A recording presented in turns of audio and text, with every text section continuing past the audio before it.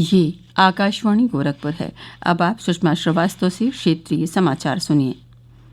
मुख्यमंत्री योगी आदित्यनाथ ने कहा है कि प्रदेश में सभी विकास प्राधिकरणों की कार्यप्रणाली में व्यापक सुधार की जरूरत है। उन्होंने कहा कि प्राधिकरणों की योजनाएं समयबद्ध होने के साथ साथ जनहित पर केंद्रित होनी चाहिए, जिससे नागरिकों को अनावश्यक परेशान न होना पड़े। मुख्यमंत्री आज लखनऊ स्थित अपने आवास पर एक उच्च स्तरीय बैठक को संबोधित कर रहे थे। उन्होंने उच्चाधिकारियों को निर्देश दिया कि वह पहले संबंधित विभाग द्वारा स्थानीय स्तर पर परियोजनाओं की स्थिति का परीक्षण होना सुनिश्चित करें, उसके बाद स्वयं भी एक एक प्राधिकरण की समीक्षा करें। श्री योगी ने किसानों के हितों के लिए प्रदेश सरकार की ओर से प्रतिबद्धता व्यक्त करते हुए कहा कि सभी धान क्रय केंद्रों पर बिक्री की प्रभावी व्यवस्था सुनिश्चित की जाए, जिससे न्यूनतम समर्थन मूल्य का लाभ किसानों को समय से मिले। उन्होंने निर्देश दिया कि प्रदेश के सभी धान क्रय केंद्रों की समीक्षा की जाए। मुख्यमंत्री ने बेसिक शिक्षा विभाग में शिक्षकों के अंतर जनपदीय तबादलों की प्रक्रिया शीघ्रता से पूरी करने के निर्देश भी दिए और कहा कि इस संबंध में जो भी गतिरोध थे अब समाप्त हो चुके हैं।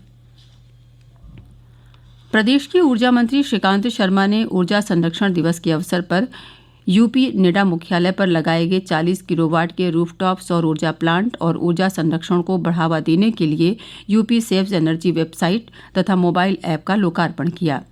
इस अवसर पर उन्होंने कहा कि प्रदेश सरकार ऊर्जा संरक्षण की दिशा में अच्छा प्रयास कर रही है।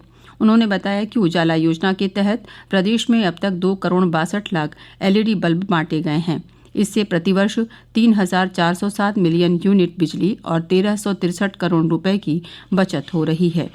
उन्होंने बताया कि प्रदेश में इस समय 12 लाख निजी नलकूप लगे हैं, जिन्हें ऊर्जा दक्ष पंपों में बदलने का कार्य किया जा रहा है।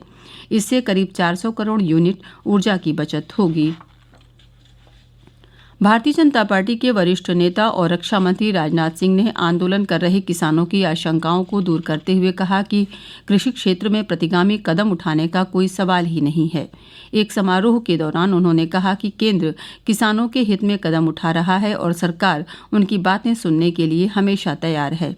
श्री सिंह ने यह भी कहा कि हमारी उपज और खरीद दोनों ही भरपूर रही है और हमारे खाद्यान्न भंडार भरे हुए हैं। केंद्रीय कृषि मंत्री रविशंकर प्रसाद ने कहा है कि किसानों के आंदोलन का फायदा उठाने की कोशिश करने वाले राष्ट्र विरोधी टुकड़े टुकड़े गैंग के खिलाफ कड़ी कार्रवाई की जाएगी। उन्होंने कहा कि दिल्ली और महाराष्ट्र में दंगों में शामिल होने के आरोप में जेल में बंद लोगों को छोड़ने की मांग कैसे उठाई जा सकती है। बिहार के पटना में बख्तियारपुर विधानसभा क्षेत्र में किसान चौपाल सम्मेलन में उन्होंने कहा कि टुकड़े टुकड़े गैंग किसान आंदोलन में शामिल हो गया है, लेकिन सरकार इन लोगों की मंशा पूरी नहीं होने देगी। देश में पिछले 24 घंटों के दौरान कोविड के 30,605 रोगियों के ठीक होने के साथ ही स्वस्थ होने की दर बढ़कर लगभग 95% हो गई है। अब तक 93,88,159 रोगी ठीक हो चुके हैं।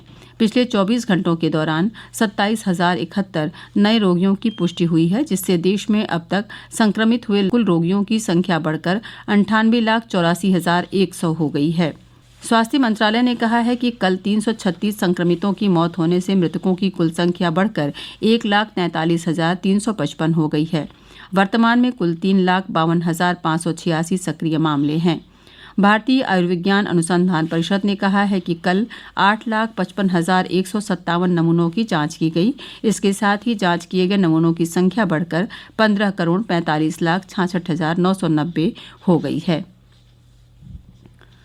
प्रतापगढ़ जिले के कंधई क्षेत्र में कल देर रात हुई एक सड़क दुर्घटना में एक सिपाही सहित 5 लोगों की मौत हो गई। पुलिस सूत्रों ने बताया कि यह दुर्घटना तब हुई जब सिपाही और उसके रिश्तेदार 4 पहिया वाहन से एक मांगलिक कार्यक्रम में हिस्सा लेकर घर लौट रहे थे और घने कोहरे के कारण वाहन एक पेड़ से टकरा गया। मुख्यमंत्री योगी आदित्यनाथ ने सड़क दुर्घटना में हुई मौत पर गहरा शोक व्यक्त किया है। इसके साथ ही क्षेत्रीय समाचारों का ये बुलेटिन समाप्त हुआ। नमस्कार।